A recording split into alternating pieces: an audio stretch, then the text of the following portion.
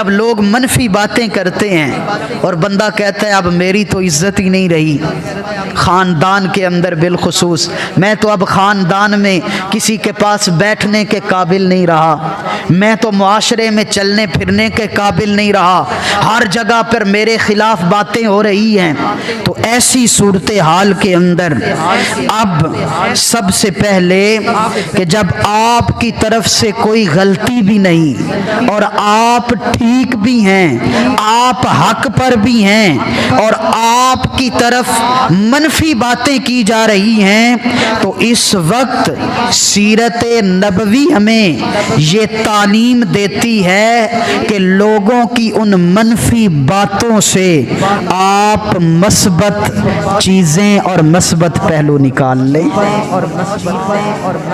کیوں؟ لوگ تو اس لیے باتیں کر رہے ہیں کہ آپ ٹوٹ جائیں، لوگ اس لیے پروپوگنڈا کر رہے ہیں کہ آپ روئیں، آپ کمزور پڑ جائیں، اور اگر آپ نے ہی ویسا کر دیا تو لوگ کامیاب ہو جائیں گے۔ اب حکم یہ ہے کہ ان کی منفی باتیں جو آپ کو پریشان کرنے لگیں تو آپ ان کی منفی باتوں سے پریشان نہ ہوں۔ وَلَا يَخَافُونَ لَوْمَةَ لَائِمٍ، لوگوں کی ملامت کرنے سے آپ خوف زدہ نہ ہوں، بلکہ ان کی ان منفی باتوں سے مثبت پہلو نکالیں، اور اس وقت سب سے پہلی چیز اپنے دل میں یہ بٹھا لیں کہ عزتوں کا مالک میرا اللہ ہے، عزت دینے والا، پھر بولیے عزت دینے والا، عزتوں کا مالک میرا اللہ ہے، اور عزتوں کی حفاظت کرنے والا بھی اللہ، جسے عزت دے لوگ جتنی مرضی اس کے خلاف زبانیں چلاتے رہیں، اللہ جسے عزت دے اسے ذلیل کوئی کر سکتا۔ تو جب لوگ منفی باتیں کر رہے ہوں تو پہلی چیز مثبت پہلو نکالو اور دماغ میں یہ چیز بٹھا لو کہ ان کی بے عزتی کرنے سے میری کم عزت نہیں ہوگی، اس لیے کہ عزت کا مالک میرا۔ حضرت ابراہیم خلیل اللہ، قوم ساری میلے پہ گئی، اٹھایا کلاڑا اور مارا جا کے ان کے خداؤں کو، کسی دا نک کپ چھڈا، کسی دا ہاتھ، کسی دا پیر، کسی دا سر لا دیتا، تے کلاڑا سب سے بڑے بت کے اوپر کاندھے پہ رکھ کے آ گئے۔ قوم واپس پلٹی، دیکھا اپنے خداؤں کا برا حال، کہنے لگے ایک کوئی جوان ہے جدا نام ابراہیم ہے، کم وہ نہیں کیتا ہوئے گا۔ ساری قوم، نمرود نے بلا لیا حضرت ابراہیم خلیل اللہ کو، پوچھا یہ کام آپ نے کیا ہے؟ فرمایا جدے کندھے تے کلاڑا پیا سی اس خدا کو لو پوچھو، میرے کو لو کی پوچھ دے ہو۔ استحزان ان کو کہا کہ جس کو مانتے ہو وہ تو بول نہیں سکتے ہیں، جو اپنی حفاظت نہیں کر سکتے وہ تمہاری حفاظت کیسے کریں گے؟ لیکن انہوں نے سزا دی، کہا چکھا جلاؤ، ابراہیم کو آگ میں ڈال دو، سزا دی۔ انہوں نے تو سزا دی لیکن رب نے شانیں ظاہر کر دی۔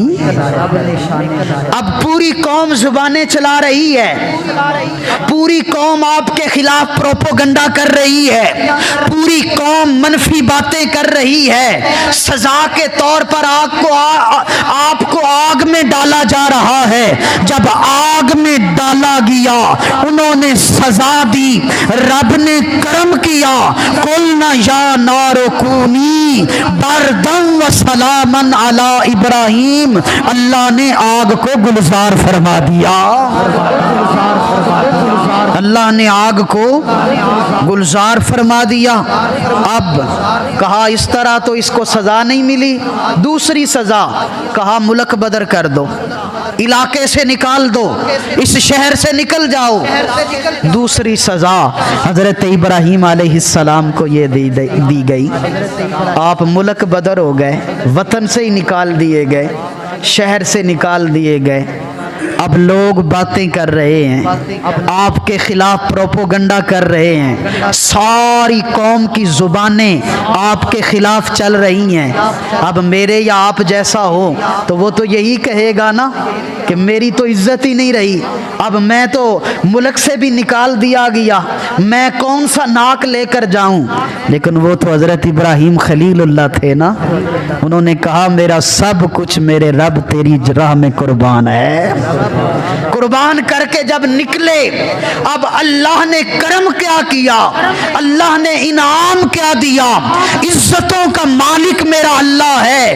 اب رب نے کرم کیا فرمایا, پھر حضرت اسماعیل پیدا ہوئے, حضرت اسحاق پیدا ہوئے, اسحاق سے یعقوب نبی پیدا ہوئے, یعقوب سے یوسف نبی پیدا ہوئے, باپ بھی نبی, بیٹا بھی نبی, پوتا بھی نبی, پڑ پوتا بھی نبی, 12,000 نبی, بعض روایات میں 40,000 نبی اللہ نے ابراہیم خلیل اللہ کی نسل میں پیدا فرمائے.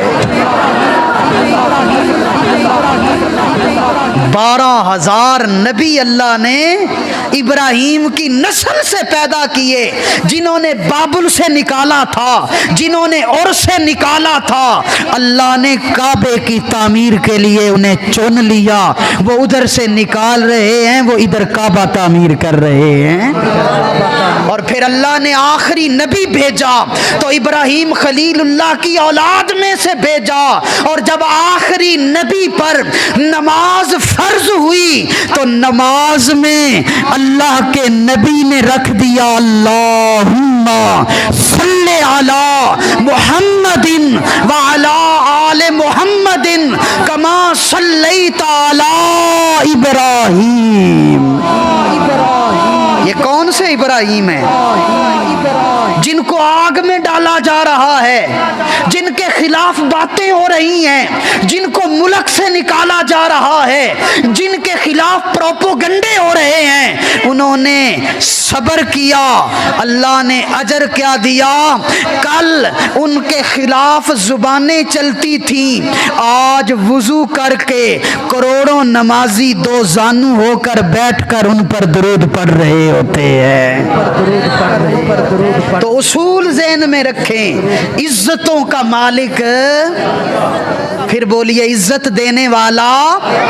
اگر پورا معاشرہ تمہارے خلاف باتیں کر رہا ہے تو پریشان نہیں ہونا, اس لیے کہ اگر سارا معاشرہ بھی پریشان کر رہا ہے, اگر اللہ نے عزت دینی ہے تو تمہاری عزت گھٹ سکتی نہیں ہے. اس لیے فرمایا عزت دینے والا اللہ اور عزت کی حفاظت کرنے والا بھی اللہ ہے. اس لیے اصول یہ ہے کہ اب آپ نے پریشان نہیں ہونا, بلکہ یہ آپ کا امتحان ہے کہ رب دیکھ رہا ہے تم عزتوں کا مالک کسے سمجھتے ہو, عزتوں کا مالک کسے سمجھتے ہو. تو آپ منفی باتوں سے مثبت پہلو نکالیں, اور ان کی جو منفی باتیں ہیں لوگوں کی, آپ اس کو اپنی طاقت بنا لیں.